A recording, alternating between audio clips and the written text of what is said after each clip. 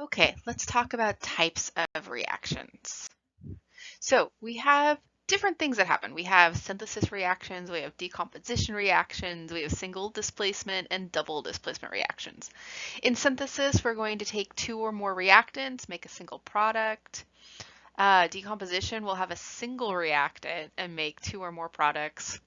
Single displacement, one thing will displace another thing, and in double displacement, a couple things swap places. Okay, we can have precipitation, we can have acid-base reactions, we can evolve gases, we can have redox, we can have combustion reactions. All sorts of different things can happen. Okay, and so we're going to go through each of these types in a little bit more detail. So our combination or synthesis reactions. So again, these are going to be two or more product or reactants, one product. So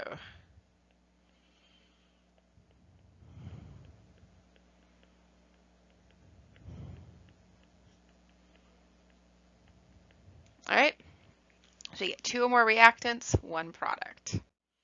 So an example here is making magnesium oxide. We have some magnesium, we have some oxygen, you burn it in air, that's where it gets the oxygen, and it will form magnesium oxide, which is MgO.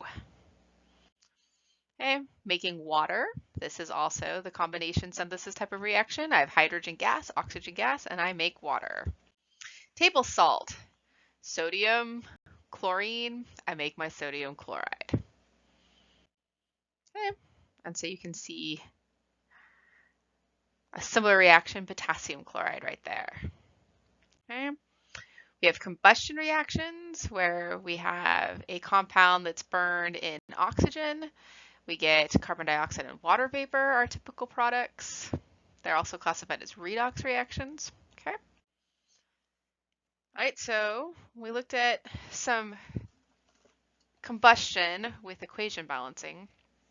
And so we're going to have, in this one, our methane, our oxygen, we get carbon dioxide and water vapor as our products, and so it's going to balance with a 2 there and a 2 there.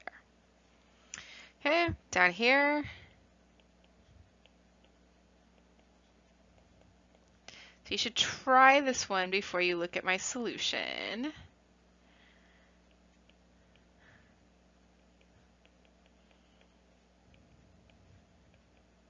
Okay, and so this one you get a 2, a 13, an 8, and a 10. So combustion, you're always going to have that carbon dioxide gas and water vapor. All right, next is our decomposition, where you have a single reactant, you get two or more products. So this mercury 2 oxide decomposes to liquid mercury and oxygen gas.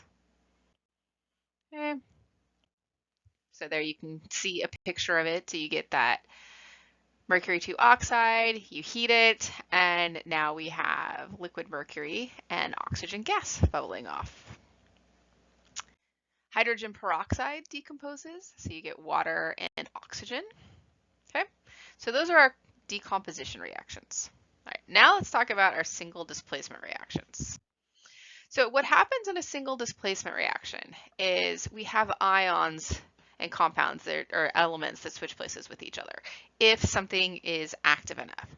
So the element that wants to be an ion more is the more active element. So here I have some iron and some sulfuric acid. A reaction occurs, which means that iron is more active than hydrogen. The sulfate ion is just a spectator. It doesn't do anything.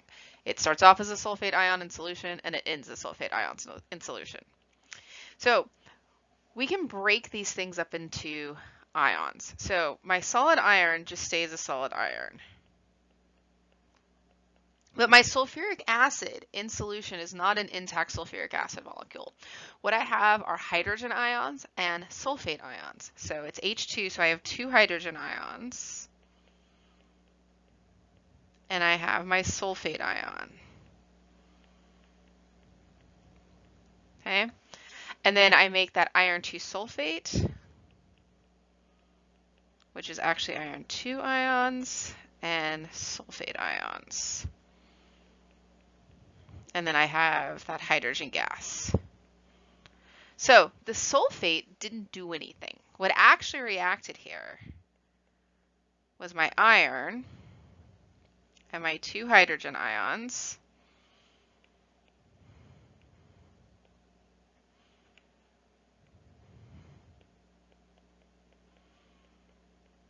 And I ended up with aqueous iron 2 ions and some hydrogen gas. Okay? This is also a type of redox reaction, and when we look at redox reactions, we can assign what we call oxidation numbers. So anything that's natural elemental state has an oxidation number of 0. So iron has a 0, hydrogen gas has a 0, and then a monatomic ion has the charge of its ion. So hydrogen ion is a +1, and iron 2 is a +2 charge. Okay, and so we get this oxidation reduction, movement of electrons. When the charges change like that, we get this redox process. But basically what's happening here is it's single displacement because one thing is displacing something other from solution. And so what ends up happening is the iron will dissolve into solution and the hydrogen gas will bubble out of solution. Okay, here's another one where I've got some zinc and hydrochloric acid. So comparing zinc and hydrogen, you can see by the bubbles there, a reaction occurs, and so we end up getting hydrogen gas bubbling out. Okay, here's another one, silver nitrate and copper. So silver is already an ion. You put some copper wire in there. Well, copper wants to be an ion more. It forms the +2 ion. And so copper is going to displace the silver from solution, and it is going to dissolve in, and the silver is going to precipitate out. So you can see the 2 beakers there. The first beaker, I've got this colorless solution, and I have the copper wire in there. After a time, now I start to see a blue solution. That blue solution is indicative of the copper 2 ion being in there. And all this fuzzy stuff is showing up where the copper wire was. That's the silver precipitating out of solution. We have what's called an activity series, and I'll show you that in just a minute, where we rank all the activities of everything. If you put something together where the more active element is already an ion, nothing will happen because it's already an ion. So one of the demos that I did was between copper and aluminum. And in that situation, aluminum is more active than copper, which is why we saw the aluminum foil dissolve into the solution and we saw copper precipitating out. Now, some elements are so active that they can start to displace hydrogen from water. These reactions are pretty cool. They are a lot more violent. Most of the metals that do this, we have to store them in mineral oil because they will react with the water vapor in the air. So I don't actually have samples of those at home, so I can't show those. So here's the activity series. So the most active is at the top, all the way down to the least active. So we're going to go our most active. Okay, and least active. All right, and so they range that gamut there. And so we use the activity series to look at reactions and predict what they'll occur. Or if we don't have the activity series, we can react things together and see if something happens, and we can build our own activity series based on the reactions that we do. So we're going to do a few examples with an activity series to look at. All right, so here I have some copper and some silver nitrate. So on my activity series here, here's copper and here's silver. Okay, so which one is higher up? Well, the copper is. So copper is more active than silver, so a reaction will occur here. Now for these, we're going to assume, okay, we're going to get the +2.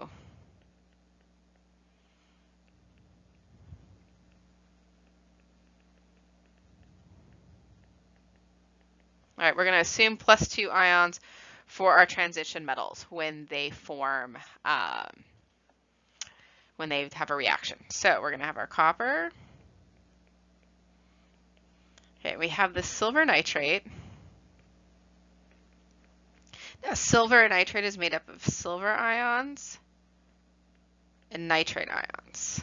Okay, so what we're going to get is we're going to get a solution with copper 2 nitrate. So copper is a +2, nitrate's a -1. So we're going to get a formula that looks like that. And we'll get, okay, and then we'll have to balance this, so we'll balance it like that. So in this situation, the nitrate's just a spectator. It doesn't do anything. The reaction's actually occurring between the copper and the silver. The nitrate just hangs around in solution. It starts off as a nitrate ion. It ends as a nitrate ion. It doesn't do anything. Okay. All right. Now we can look at our chromium and our nickel. So chromium, I can't highlight it because the program that I'm using has a little like program thing on my iPad, but I can highlight the nickel. Oh no, actually I can't. Apparently that's also that's almost in the range that I can do this, so I'll try to just do a little bit right there. All right, so there's the nickel, and then oh wait, maybe I can do the chromium. Okay, the chromium will let me do the little top of it. All right, so there's the chromium and the nickel. Okay, so chromium is more active than nickel, which means that a reaction will occur. Okay, and then remember nickel is a plus, or is that +2? And chloride is a -1, so it's NiCl2, so it's 2 chloride ions with the nickel 2, all right?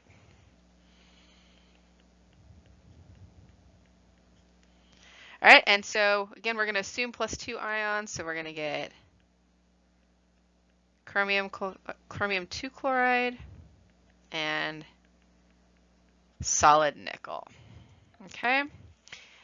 This time the chloride is a spectator. It doesn't do anything. The reaction is between the chromium and the nickel. And so I can actually look at this, and when I look at the activity series, I can say that copper is more active than silver. I can say that chromium is more active than nickel, and then I can build my equations from there.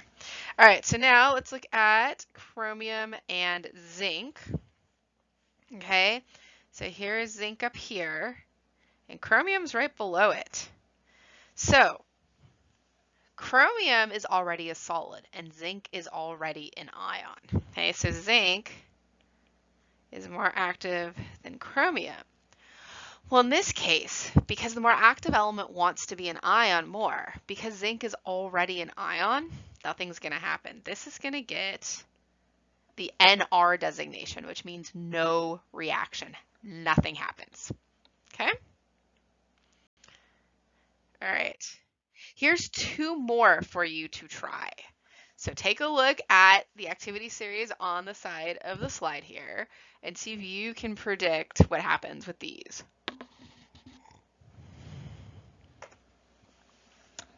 Okay, well, if you looked at that, you will see that both zinc and iron are more active than hydrogen. Oh, I hit the wrong one.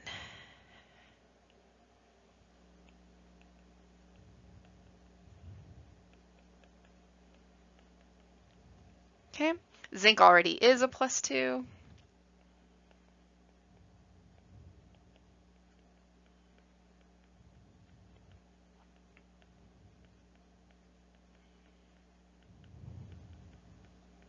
So we get 2 chlorides there. Okay, and then we balance it. Okay, and then the same thing, we're going to assume a transition metal is taking on the +2 ion for the sake of this exercise. And so we're going to get our iron, our hydrochloric acid, and we'll get iron 2 chlorides, so 2 chlorides to go with that, +2 iron, the hydrogen gas, and we'll get that. Okay, so those are our single displacement reactions. All right, now let's look at our double displacement. Okay, so double displacement, basically what's happening is I have some ions. So here I've got some sodium sulfate and some barium chloride. They're aqueous. So in an aqueous solution, I don't have those intact molecules. They split up into their constituent ions. So I have sodium ions, I have sulfate ions. I have barium ions, I have chloride ions. Sodium sulfate and barium chloride are soluble. But when I mix these two solutions together, I have a solid precipitate that crashes out, which means that something is not soluble. We have solubility rules for that, which we'll look at in just a minute. So in this situation, it's the barium sulfate that's not soluble. So I pair up the opposite ions. So in this case, we had sodium with sulfate and we had barium with chloride. So to form our products, we'll pair up the barium with the sulfate and the sodium with the chloride because we have to pair up a cation with an anion. Well, sodium chloride is soluble, so it just stays in solution floating around as ions, whereas the barium sulfate is insoluble, so it crashes out. So when we look at our double displacement, we have precipitation reactions, which are our solubility rules. Sometimes we see things where a gas forms. The reactions that I showed with like the hydrochloric acid and the calcium carbonate, the marble, that's a gas formation one. What's happening there is I have calcium carbonate, I have hydrochloric acid. It's a double displacement reaction. It ends up evolving carbon dioxide gas. Sometimes we can form what we call a slightly ionizable substance, weak acid or weak base, which we'll talk about those more when we actually talk about acids and bases more in depth. And then when we do have an acid-base reaction, we get what we call neutralization, which is a specific type of double displacement reaction because what we end up forming is a salt and water.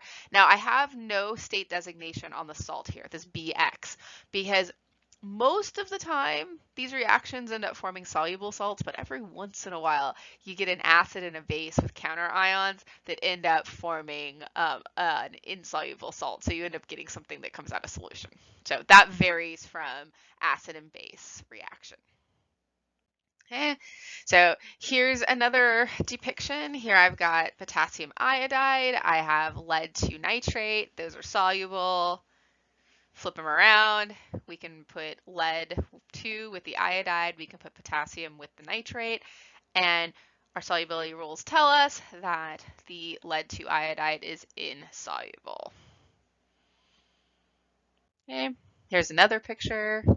So in this case, silver, when it reacts with one of the halides, it forms insoluble salts. So I showed that with a copper 2 chloride and silver nitrate in my demo, and we formed the silver chloride salt. Okay, so again, what we do is we look at the original compounds and then we swap the cations and anions with each other and we get our potentially insoluble products. And we use solubility rules to determine them. Now, when you do this, keep in mind though, that when these split up, okay, notice how on the lead 2 nitrate, I only highlighted the lead 2 and the nitrate because this splits up into lead 2 ions and nitrate ions. There just happens to be 2 nitrate ions in that particular formula. The potassium iodide is potassium and iodide ions. So when we put them together, if I take the potassium and the nitrate, okay, plus 1 minus 1, I get that KNO3. When I have the lead 2 and the iodide, okay, I have to do that charge balance. I have to make sure that I have a neutral compound. So lead's a plus 2, iodide's a minus 1, which means I need 2 of that negative iodide, so I get this. Okay, so make sure when you split your ion, or when you split your compounds into their ions, that you're getting the correct ion and you don't try to invent something that doesn't exist. Okay? All right, so here are solubility rules. So I could read them, but they'll make more sense in practice. So in 2 slides, we're going to do some practice. And what you need to do is when we do those practice slides, have the solubility rules in front of you. So if you didn't print the slides or you don't have them, I would pause the video, maybe just print off, if you don't want to print all the slides, maybe print just this slide, because in order to do the example problems, you're going to need to look at the solubility rules. And solubility rules like this might be a good thing to have. Just saying. All right. So sometimes we get some unstable products. We're not going to work too much with these, but they do exist. So the carbonic acid, that's what ends up forming when I do the hydrochloric acid and the calcium carbonate, but it decomposes immediately and we get carbon dioxide and water. Okay. And then we get some weird stuff with ammonia. Okay. So, hey, again, now I know my solubility rules, but just for an example, I went ahead and I printed the slide. So I would have this in front of you, again, either printed like this or, somewhere where you can see it, because I'm going to reference it to teach you how to use it. Okay, so here we have some sodium sulfide and some zinc chloride. So our ions are sodium and sulfide, zinc, and chloride. Okay, so we have to do our double displacement. So I'm going to pair up my sodium with my chloride, because that's the other anion. Okay, I'm going to leave empty brackets. Okay, and then I'm going to pair up my zinc with my sulfide, because that's the other cation anion pair. Okay, so now what I do is I turn to this. So sodium chloride, let's take a look here. All right, the first rule under the soluble heading says all common compounds of group 1A ions, lithium, sodium, potassium, etc., and ammonium are soluble. Okay, well, sodium is that. So according to rule 1, sodium chloride should be soluble. It's further backed up by rule 3, where it says all common chlorides, bromides, and iodides are soluble, except those of silver, lead 2, copper 1, and mercury 1. Well, sodium is not one of those 4 exceptions. So there's 2 rules that support that sodium chloride is soluble. So we're going to give sodium chloride an aqueous. Okay? All right, and then we have our zinc sulfide. All right, well, if I look at my insoluble rules, if I go down to rule 3 under the insoluble header, it says all common sulfides are insoluble except those of group 1A, group 2A, and ammonium. Now, zinc is a transition metal. It's not group 1A, it's not group 2A. It doesn't fall under the exception, so it is a sulfide that is insoluble. So insoluble means it's a solid precipitate and it gets an S designation. So I can rewrite my whole equation here.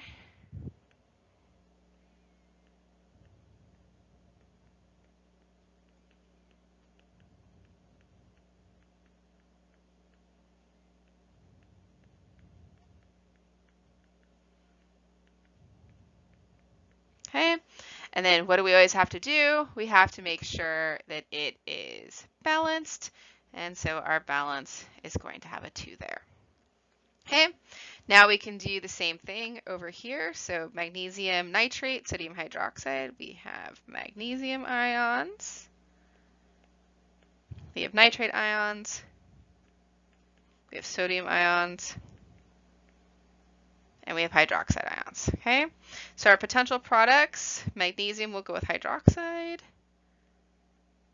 and we need 2 of those, and then we'll get sodium nitrate. Okay, all right, so I'll look on my lists. All right, so under insoluble, it says all common metal hydroxides are insoluble, except those of group 1A and the larger members of group 2A, beginning with calcium. Well, if I look at the periodic table behind me, magnesium's above calcium, so magnesium does not fall under the soluble exception. So magnesium hydroxide is insoluble, and so it gets the solid designation. Sodium nitrate, rule 1 under soluble told us that sodium compounds are soluble, and then rule 2 actually talks about nitrates being soluble as well, so we have 2 rules that back this up. And then again, we can rewrite our equation. I'm probably going to run out of room on one line, so I'll have to do this a little different. Because I've got my little head showing in the corner there. So I'm going to do my products on the bottom here.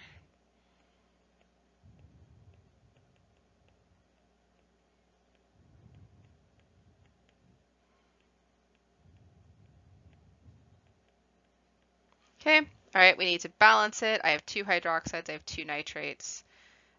So I'm going to end up needing to have 2 sodium hydroxides and 2 sodium nitrates.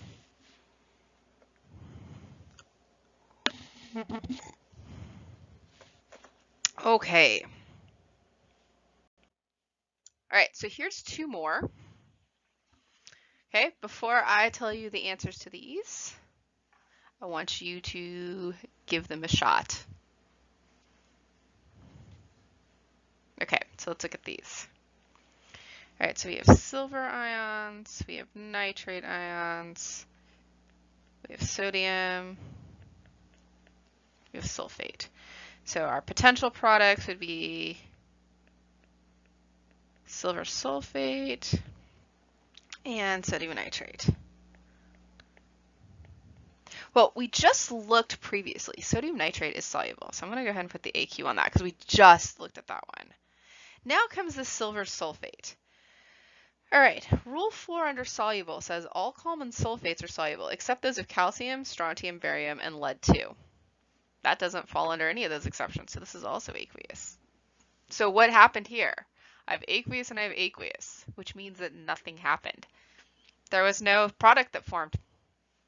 So this guy is going to get an NR for no reaction. I have a bunch of ions in one container, I have a bunch of ions in another container, I pour them together, I still have a bunch of ions. Nothing happened. Okay, now this one, I have this perchloric acid, so I'm going to get H+, and perchlorate as my ions, sodium, and hydroxide. All right, so I'm going to get sodium perchlorate, and I'm going to get HOH. What compound do we know has 2 hydrogens and 1 oxygen? Water does. This is an acid-base reaction. This is a neutralization. So we're going to get that. Okay, according to my rules, that's soluble. And water, of course, we know is a liquid. So we do get a reaction here.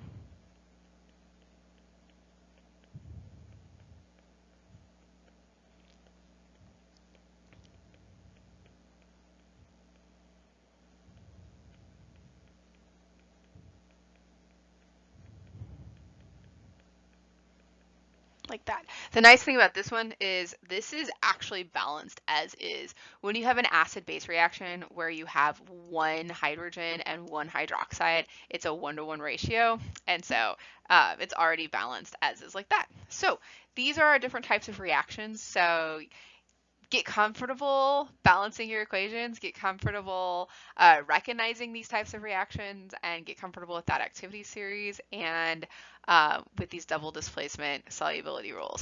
And along with getting comfortable with the activity series, get comfortable understanding what it means when something is more active than something else or something, so when we get a reaction, when we don't get a reaction.